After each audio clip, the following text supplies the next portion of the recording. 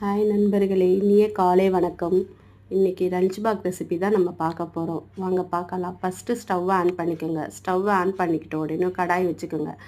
கடாய் வச்சுக்கிட்ட உடனே எண்ணெய் கொஞ்சம் ஊற்றிக்கோங்க. எண்ணெய் கொஞ்சம் ஊற்றின உடனே கடுகு ஃபஸ்ட்டு போடுங்க. கடுகு போட்டுட்ட உடனே வெங்காயம், பச்சை மிளகா, பூண்டு, கருவேப்பிலை போட்டு நல்லா வதக்கி விடுங்க. உப்பு போட்டு கொஞ்ச நேரம் மூடி விட்டுடுங்க.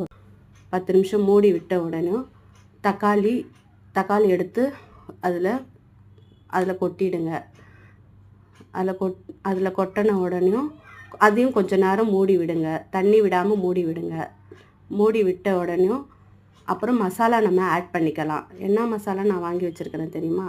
சக்தி தனியாத்தூளும் சக்தி ரெட் சில்லி பவுடரும் தான் நான் வாங்கி வச்சுருக்கிறேன்.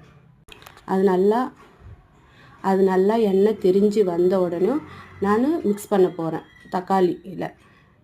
அப்புறம் மிக்ஸ் பண்ணி கொஞ்ச நேரம் மூடி விடுங்க. அப்புறம் அந்த மசாலாலாம் நல்லா வதங்கின உடனே எண்ணெய் திரிஞ்சு மேலே வந்துடும். அதுக்கப்புறம் நம்ம ரைஸை ஆட் பண்ணிக்கலாம்.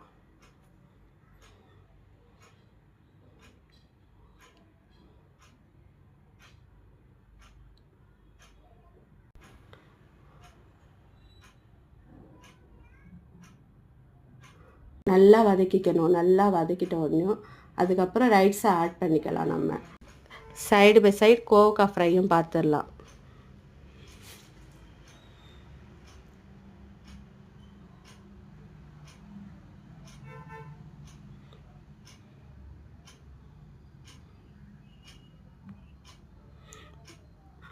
ஃபஸ்ட்டு கடாய் வச்சுக்கோங்க. கடாய் வச்சுக்கோங்க, எண்ணெய் ஊற்றிக்கோங்க.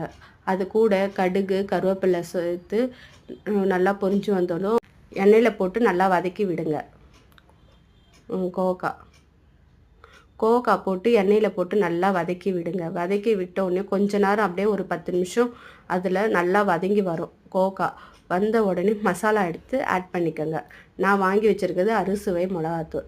அதை கொட்டி நல்லா மிக்ஸ் பண்ணிக்கோங்க. வீட்டில் அரைச்ச மாதிரியே இருக்கும், நம்ம வீட்டு மசாலா மாதிரியே இருக்கும். அதை ஆட் பண்ணிக்கோங்க. கொஞ்சம் ரெட் சில்லி பவுடர், சக்தி ரெட் சில்லி பவுடரும் நான் மிக்ஸ் பண்ணிக்கிறேன். அதில் நல்லா கலந்து விட்டுக்கோங்க. கொஞ்ச நேரம் உப்பு போட்டு மூடி விட்டுடுங்க. கோவக்காய் ஃப்ரை ரெடி ஆகிடும் நம்மளுக்கு.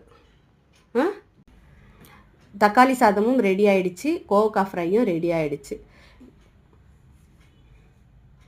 நல்லா சாதம் ஆட் பண்ணிக்கலாம். இப்போதைக்கு